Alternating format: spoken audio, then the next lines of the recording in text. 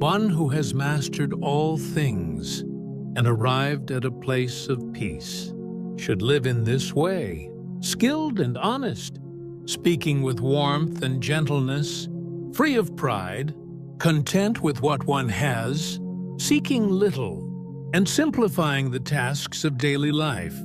These are the words of the Suttanipata from the Discourse on Supreme Blessings. Once again today, we sit before the sutras. Whether beginning the day or bringing it to a close, we set our minds down for a moment and listen for the voices of the old teachers. There are moments in life that arrive without warning. Why am I always so slow? Why can't I feel at ease the way others seem to? When such questions knock at the heart, the sutras have long kept a gentle answer waiting. Today we turn to teachings scattered across many texts. The Suttanipata and the Avatamsaka Sutra, the Dhammapada and the Vimalakirti Sutra, the Mahaparinirvana Sutra and the Samyukta Agama, the Zabaozang Sutra, the Shurangama Sutra, and the Diamond Sutra, words not often heard, but worth hearing together. With a heart that does not rush, yet never stops, let us begin. If one wishes to know all the Buddhas of past, present, and future, one should look upon the nature of the whole Dharma realm this way. The mind is like a painter, able to paint every form in the world. These are the words of the Avatamsaka Sutra. The Buddha compared the mind to a painter and spoke gently to his students. When a painter lifts a brush, mountains appear on paper, rivers appear on paper. Your mind is the same, whether today feels like a hell or feels like a paradise. It is only a single painting, made by the painter called mind. And whoever holds the brush may choose to paint again. We all know this feeling. The same kind of day, yet on one day, it feels unbearably heavy, and on another, almost light. Looking out at the rain through a window, one person feels sadness, another feels calm. The rain itself holds no sorrow, no peace. It is only the mind that watches, that colors the day. This is not a call to turn away from the world. It is closer to the opposite. The painful things we face, a broken relationship, a failure at work. These are real, but what we paint on top of them, the story, the meaning we give them, that part belongs to us. Facing the same failure, one person paints, "My life is over here." Another paints, "Here, I have something to learn." The canvas is the same. The brushstroke is ours. If a dark painting hangs in your mind today, please don't mistake it for the whole world. The painter can always pick up the brush again.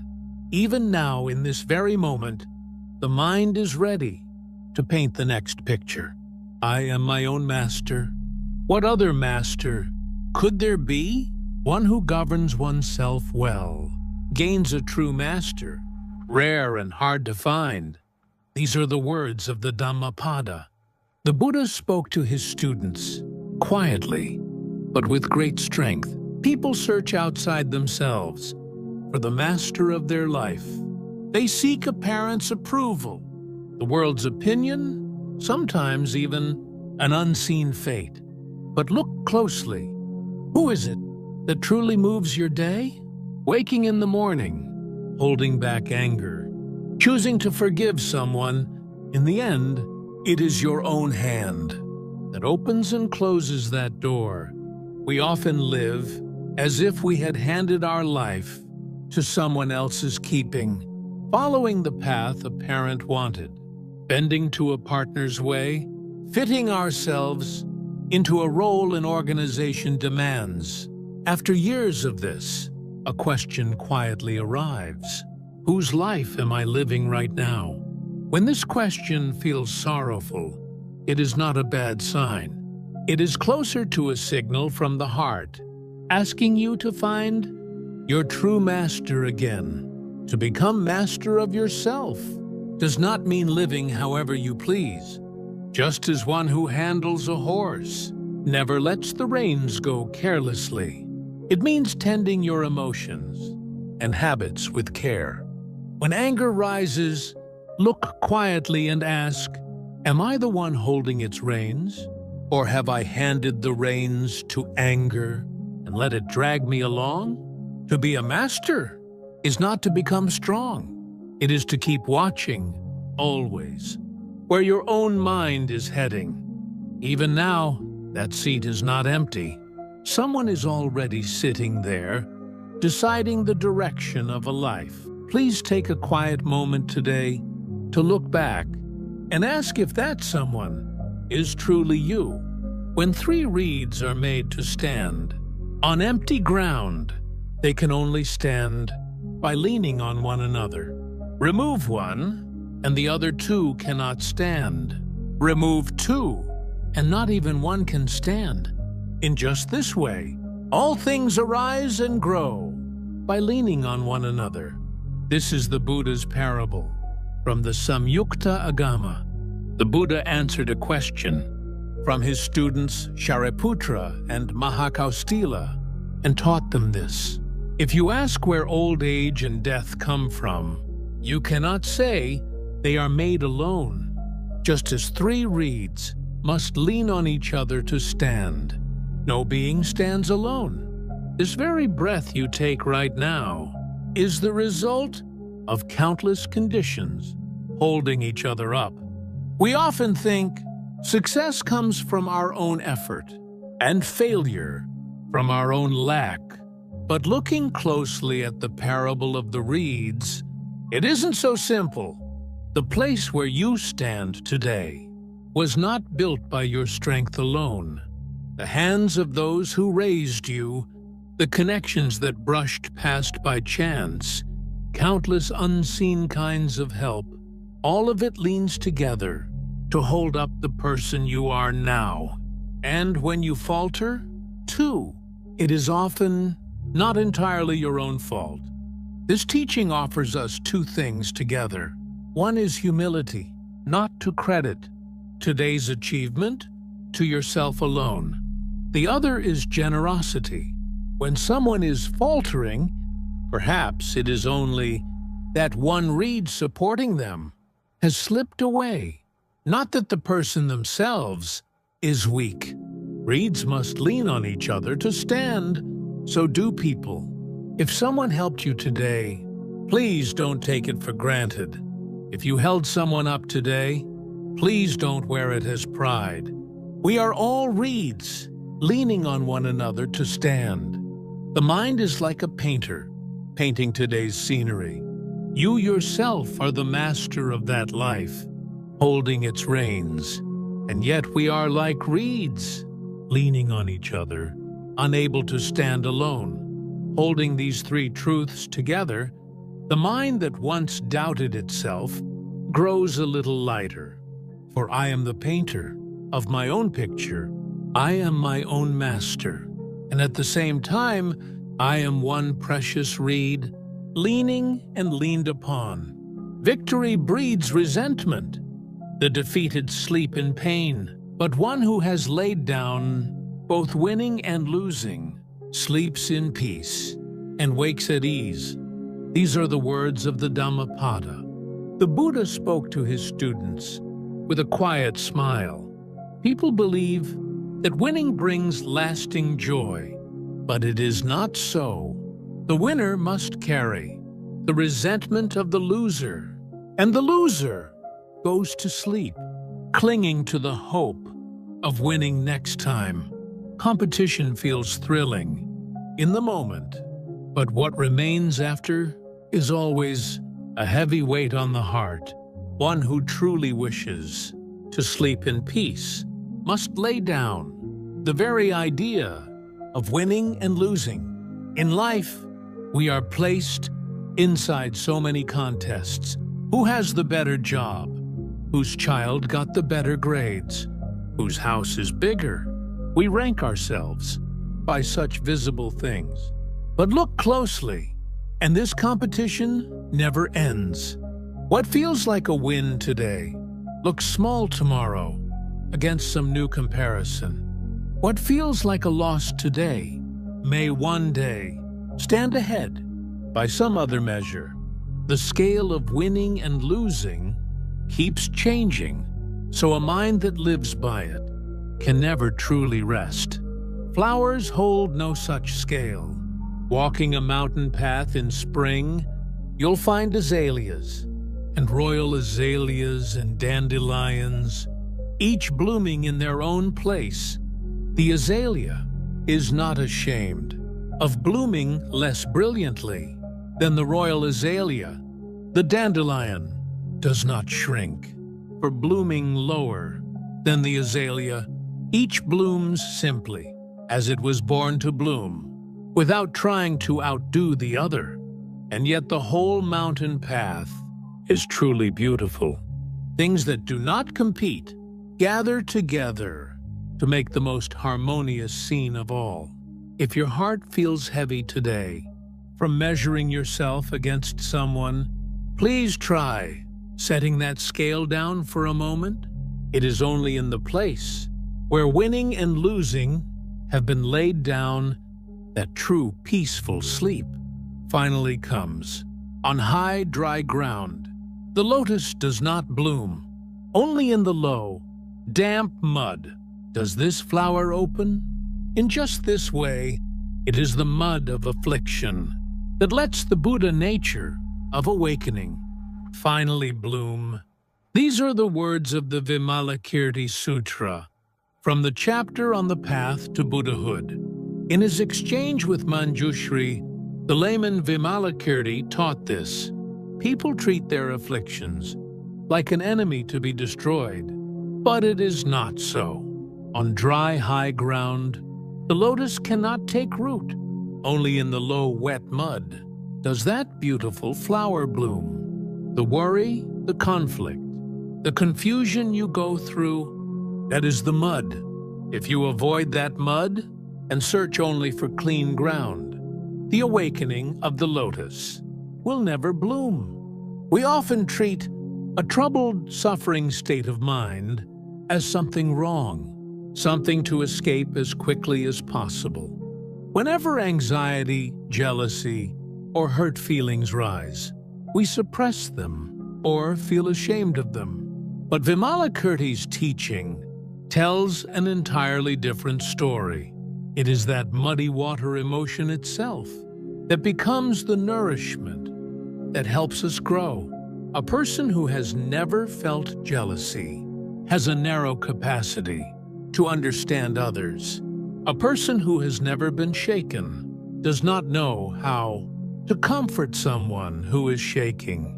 When a mind of comparison and competition rises, rather than trying to erase it completely, it is wiser to quietly look at what it is telling you.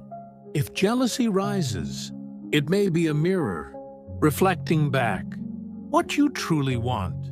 Just as there is no lotus without mud, there is no depth of mind without being shaken. If a muddy, messy feeling still lingers somewhere in your heart today, please don't rush to clear it away.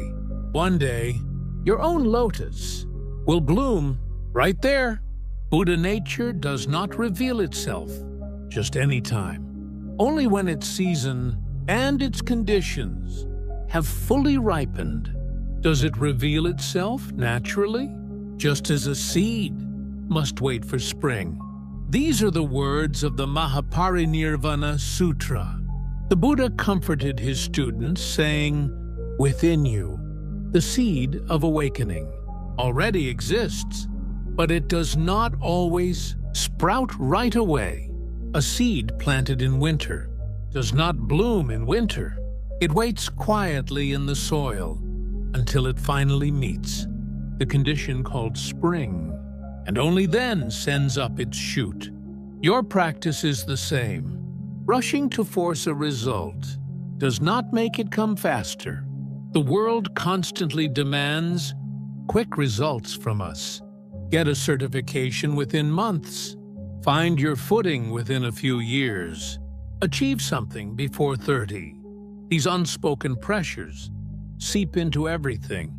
Amid all this, we blame ourselves for our own slow pace, ashamed to still be a seed, while watching others' flowers, already in bloom.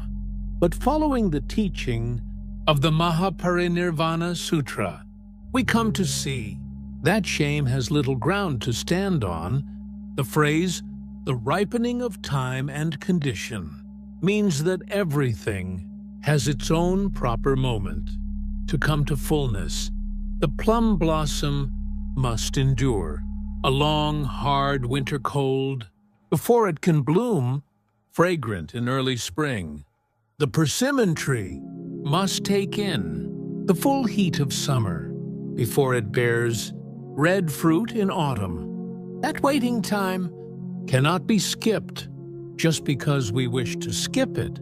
A person's life is no different. If something is not happening for you now, it only means its time has not yet ripened. Not that it will never happen at all. If you are blaming yourself for being slow today, please try trusting your own timing. The way a seed waits quietly in the soil for spring. Forcing an unripe fruit leaves only a bitter taste in the place where the scale of winning and losing is set down. Peaceful sleep arrives within the mud of affliction, an awakening like the lotus blooms, and an unripened seed, without being forced, meets its own spring and sends up its shoot. The season of blooming is not something we decide. The seed already planted within us knows it on its own. It is enough to quietly put down roots where you stand today. The nature of awakening is like the ocean, clear, complete, originally bright in its own mysterious way. But when that brightness draws a boundary around itself, it turns dark instead. Just as a single bubble rises in the vast sea, and once the bubble vanishes, even the emptiness was never truly there. These are the Buddha's words, conveyed by Manjushri in the Shurangama Sutra. Speaking through Manjushri, the Buddha told the assembly gently, "Your original mind is like that deep, wide ocean, clear and unshaken from the start. But when a single bubble rises on that sea, you mistake that small bubble for the whole of yourself, and weep and laugh over it. The anger you feel, the anxiety you feel, these are not the whole ocean, only a bubble that rises for a moment and disappears. A bubble rising does not shake the sea, and a bubble vanishing does not make the sea vanish either. Whenever our mind is stirred, we feel as though our entire being is shaking. When anger surges up, we blame ourselves. Am I really such an angry person? When anxiety washes over us, we doubt ourselves. Am I really this weak? But holding this image from the Shurangama Sutra quietly in mind, that anger and anxiety are not the whole ocean, only a bubble that rose for a moment. A bubble can never change the true nature of the sea. Waves rising on the ocean is a natural thing. When the wind blows, ripples form. When the wind settles, the ripples settle too. No matter how fierce the waves, the sea has never once stopped being the sea. Our emotions are no different. If fierce waves have risen in your heart today, please don't take it as proof that your true self has broken. Waves never leave the sea, and a bubble cannot exist alone. Without the sea, beneath a shaking emotion, the unshaken original mind is always still there, just as it is. If a single bubble is rippling in your mind today, try picturing for a moment the wide, quiet ocean that lies beyond that bubble. The bubble will soon settle, but the sea is always right there. Do not let your mind be shaken by blame or by praise. Be like a lion, unstartled by sound, like the wind that no net can catch. Hold yourself whole through every circumstance. These are the words of the Suttanipata. The Buddha taught his students gently, borrowing the images of the lion and the wind. A lion is not startled into fleeing by any sound in the forest, not because the lion cannot hear the sound, but because it trusts its own strength. The wind is never caught in a net. A net can trap what has form, but the wind is not bound to form. Your mind should be the same. Do not be broken by another's blame. Do not be swept up by another's praise. Blame and praise pass by like a breeze. They do not decide what you truly are. For people living today, this teaching feels even more urgent. Several times a day, we find ourselves placed under others' judgment. A single short comment can weigh down an entire day, while a single word of praise can inflate a confidence that has no real ground, a mind that rises and falls. With every word someone says is as unfree as a bird caught in a net. The lion is not startled by sound, not because it ignores the sound, but because it knows that sound cannot shake its existence. We, too, don't need to turn away completely from criticism. We only need to remember that the criticism is not the whole of who we are. Someone criticizing you does not actually make you a lesser person, and someone praising you does not suddenly make you a perfect one. Just as the wind simply passes through a net, we need practice, letting others' judgments simply pass through our minds. If someone's words are weighing on your heart today, try letting them flow past calmly like a lion, and picture yourself as free as the wind, never caught in any net. The sea is not shaken by a bubble rising and vanishing. The lion is not startled by sound. The wind is never caught in a net. Deep within our own minds, there is a place, just like these, that does not shake. If waves have risen in your heart today, remember, this is not a flaw, but natural proof that you are alive. However the waves may rise, they never leave the sea. Once there was a bird, with one body but two heads. One head woke at night, the other by day. One day, one head alone ate a fragrant fruit. The other head, consumed by envy, secretly swallowed a poisoned fruit. And because they shared one body, both heads died together. This is the Buddha's parable from the Avatamsaka Sutra. The Buddha told his students this story of the bird and asked them gently, "The foolish head tried to harm the other, but it had forgotten that they shared one body, not seeing that if the other fell, it too would fall. It swallowed poison simply because it could not bear being outdone. Look closely at yourselves and ask if you are not the same.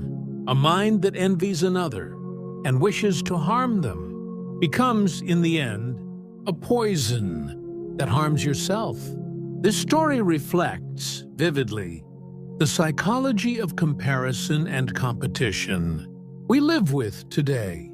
When a coworker gets promoted, when a sibling does better than we do, when a friend's child outperforms our own, something in us often reacts just like that second head, a wish to diminish another's happiness, a quiet hope that things go wrong for them. But as this fable of the bird tells us, that kind of mind eats away at ourselves first, before it ever touches the other person. We live as though we were separate beings, but in truth, we form one body together, called society. When a colleague does well, the whole atmosphere of a place brightens, and that warmth eventually returns to us as well. But when we envy someone and try to bring them down, that harsh energy sickens the whole organization, and we ourselves end up breathing that same sickened air. Like the two heads of that shared bird, we are connected far more deeply than we think. If envy toward someone has risen in your heart today, take a quiet moment to remember that fruit may become a poison that spreads through your own body too. Hatred toward another always passes through ourselves first. On its way out, joy comes from having a friend when there is need. Joy comes from contentment. In any circumstance, joy comes from living well, even at the final moment. And joy comes from freedom, from all suffering. These are the words of the Dhammapada. The Buddha named, one by one, the true conditions for joy. People believe that joy comes from having more, but the joy I speak of is not that. Having a trustworthy friend beside you, knowing how to be content with what you already have. These two alone already hold enough joy. One who chases after more always feels lacking, but one who can be content right where they stand is already living in abundance. A comparing mind usually begins with a feeling of lack. Seeing what others have makes our own seem shabby. Seeing what others have achieved makes our own feel small. But as this verse points out, contentment is not a matter of how much we have. It is a matter of how we look at what we already have. Someone with 99 things still coveting the one thing another person has remains, in truth, a person of lack. But someone with little, who feels it is enough, is already a wealthy person. Comparison does not make us better. It only steals the time we could spend being grateful for what we have. If we turn the energy we spend measuring ourselves against others, toward the friend beside us now, toward the day we have right now, the joy that was already there finally comes into view. If a part of you is comparing yourself to someone else today, please set that scale down for a moment and count what is already beside you. Contentment does not come from outside. It comes from the eyes that recognize what you already have. Envy, in the end, becomes a poison that harms the very self we share one body with. True joy does not come from having more, but from a mind content with what it already has. Comparison is the one thing that only slows us down. If you have been glancing sideways at someone else's life today, please turn that gaze back and look quietly at what is already held in your own bowl. In that brief moment, dragged by demons toward the burning cauldron, I saw a person crumble to ash. In an instant, and in that instant, only the Buddha's words came to mind, that the body is like a bubble. How true that teaching was. These words, passed down in the sutras, are the anguished confession of someone who once stood face to face with death.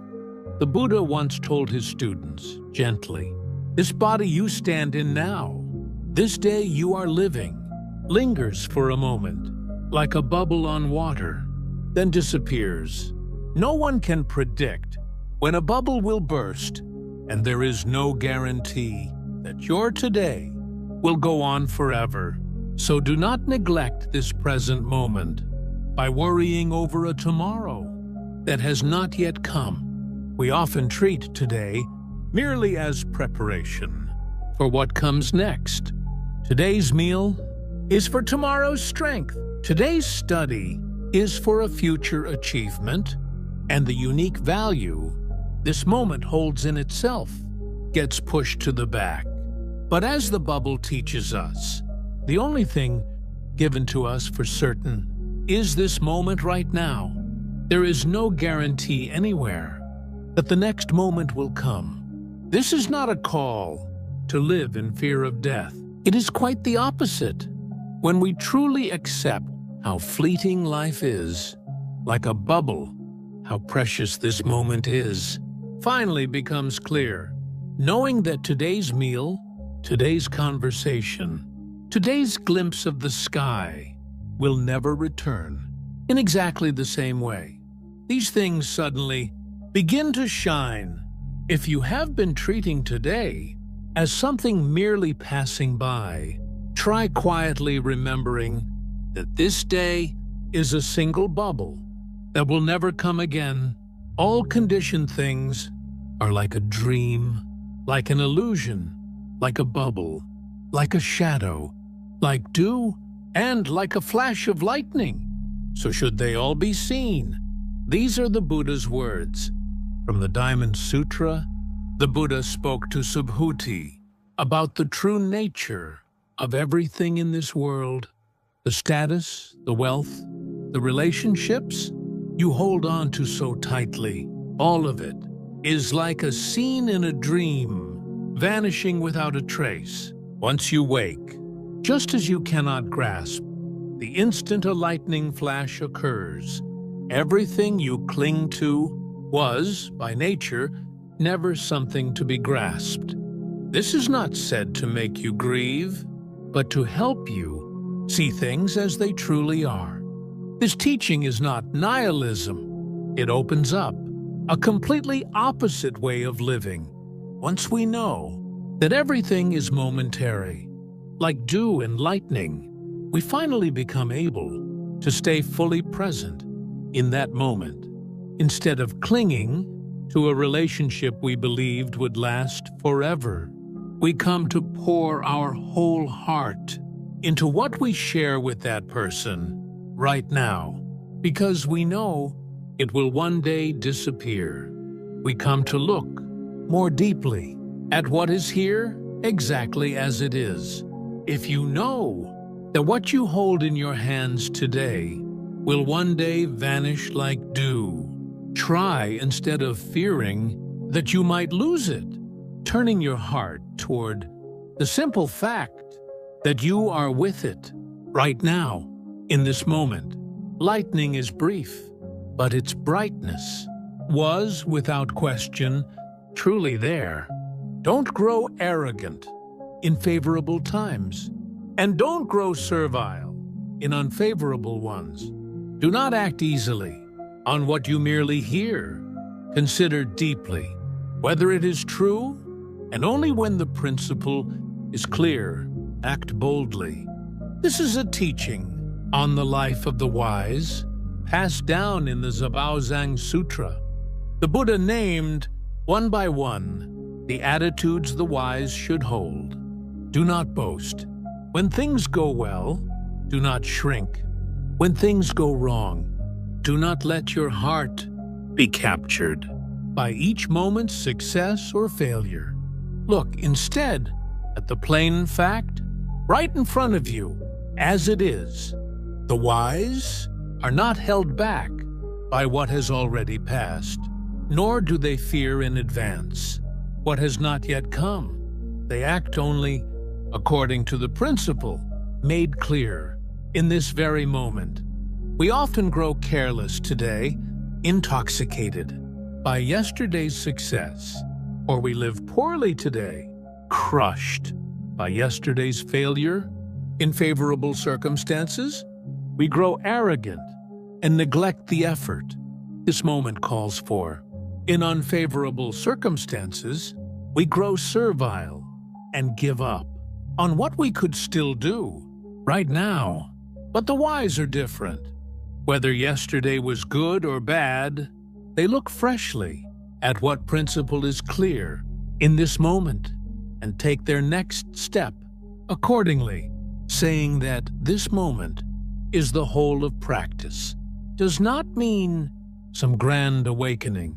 It means meeting what is right in front of you now, honestly, with the mind of this very moment, not gripped by yesterday's glory nor by yesterday's wounds, but standing fully in this newly met moment.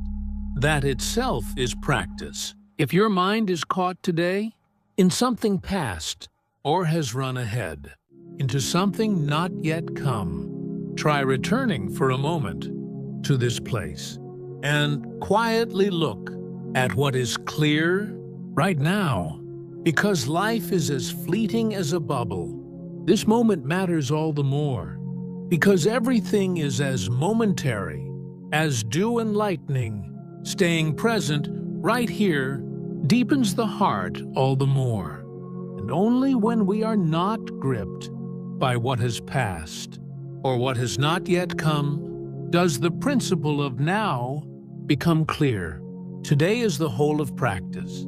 Yesterday has already passed, and tomorrow has not yet come.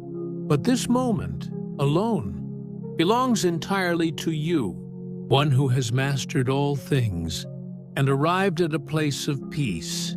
Should live in this way, skilled and honest, speaking with warmth and gentleness, free of pride, content with what one has, seeking little, and simplifying the tasks of daily life. These are the words of the Suttanipata from the Discourse on Supreme Blessings. The Buddha painted gently for his students a picture of one who has arrived at true peace.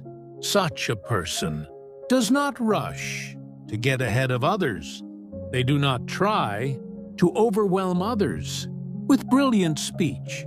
They simply know how to be content with what they have, keep their daily life simple and ordered, and meet those beside them with gentle words. This itself is the path to supreme blessing. We often try to find happiness in some great achievement, some dramatic moment. But the happiness this sutra describes is remarkably plain. Not boasting, not craving much, keeping life simple. In such ordinary, everyday attitudes, happiness is already dwelling.